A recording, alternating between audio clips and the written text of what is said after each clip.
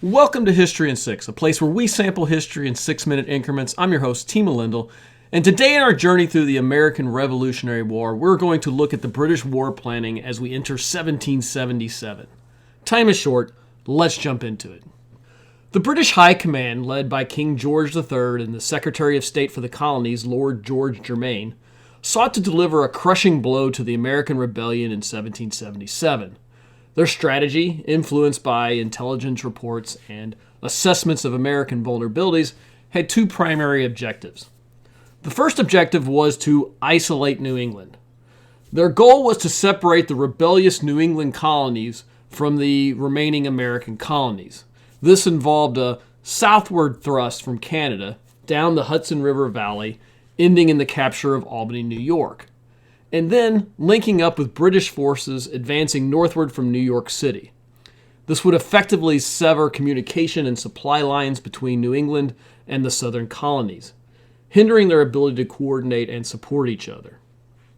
This was the foundation for the Saratoga Campaign, a campaign spearheaded by Lieutenant General John Burgoyne, an experienced officer and veteran of the 7 Years' War.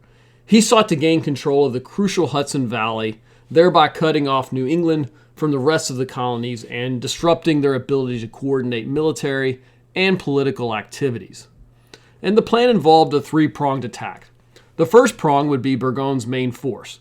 They would advance south from Canada along Lake Champlain, capture Fort Ticonderoga, and then proceed down the Hudson River to Albany, New York. Burgoyne's army consisted of approximately 8,000 men, a force comprising of British regulars, German soldiers from Brunswick, Canadian militia, and a contingent of Iroquois warriors. This diverse force reflected the British Empire's military strength, the ability to assemble troops from around the globe. It's also their weakness. You see, they had to rely heavily on their alliances with the Native American tribes. It was their only way to navigate the wilderness and prosecute the war. Burgoyne's campaign commenced on June 14th, with his army departing from St. Jean, Canada. They hoped to capture Fort Ticonderoga in early July before pushing southward towards Albany, aiming to reach the city by late summer. The second prong would be led by St. Leger, an experienced officer having served in America during the French and Indian War. He would be tasked with taking a smaller force eastward from Oswego on Lake Ontario, advancing down the Mohawk River Valley to capture Fort Stanwix. Afterwards, he would link up with Burgoyne in Albany. His expedition to capture Fort Stanwix left at the same time as Burgoyne's, and they too were hoping to join Burgoyne in Albany by the end of summer. The third prong required General William Howe's cooperation. Howe was in command of British forces in New York City. The plan was expecting him to provide support for Burgoyne's advance towards Albany. However, the extent of Howe's involvement was not clearly defined. There was some degree of ambiguity surrounding his role in this overarching plan. As we will learn, this ambiguity became a major problem.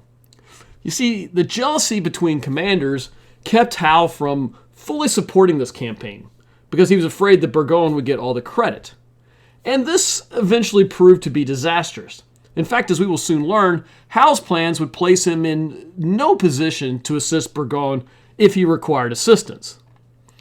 On the other side, Washington and his commanders, Horatio Gates and Philip Schuyler, they had no knowledge of what was being planned for the British forces in Quebec. Despite Burgoyne's complaint that everyone in Montreal knew his plans, the American generals and Congress had no idea and disagreed greatly on Burgoyne's most likely movements.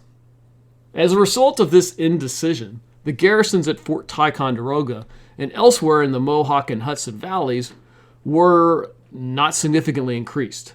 Schuyler did take a measure in April of sending a large regiment to rehabilitate Fort Stanwix, which was a pivotal fort in the upper Mohawk Valley. He did so as a step in defending against potential British movements in the area. Washington ordered 4 regiments to be held in Peekskill, New York, that could be directed either north or south in response to British movements. But that was about all they did. And American troops were pretty much allocated throughout the New York theater in June when Burgoyne left Quebec. About 1,500 troops were in outposts along the Mohawk River. About 3,000 troops were in the Hudson River Highlands. And Schuyler commanded about 4,000 troops at Fort Ticonderoga. They were completely unprepared for what Burgoyne had planned. The second objective of the British for 1777 was the capture of Philadelphia.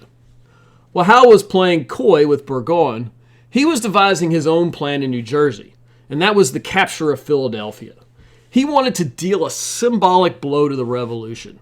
Howe believed that seizing Philadelphia would demoralize the Americans, disrupt their government, and potentially force them to negotiate an end to the war.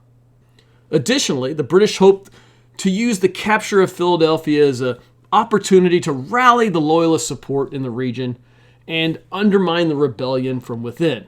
And Howe commanded a significant force. He had approximately 1,800 men under his command. This gave him a large numerical advantage over Washington's Continental Army.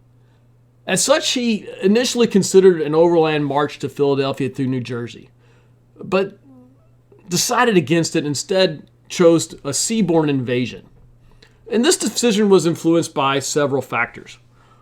One, the challenges of crossing the Delaware River, which were defended by American fortifications, and secondly, the desire to maintain the element of surprise.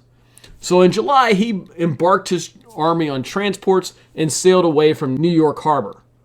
After a lengthy voyage, he landed his forces at the northern end of the Chesapeake Bay in late August. From there, he planned to advance north towards Philadelphia, aiming to capture the city before the end of the season. Meanwhile, George Washington's army was encamped at Morristown, New Jersey. Washington was unsure of Howe's intentions and was content to stay in New Jersey and watch to see where Howe's forces went. When Howe sailed out of New York, Washington had no idea of his destination.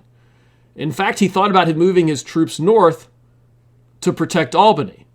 But once he learned the destinations of Howe's fleet, he began moving his troops to the defense of Philadelphia. The stage was set. All that was left was to see how these strategies unfolded.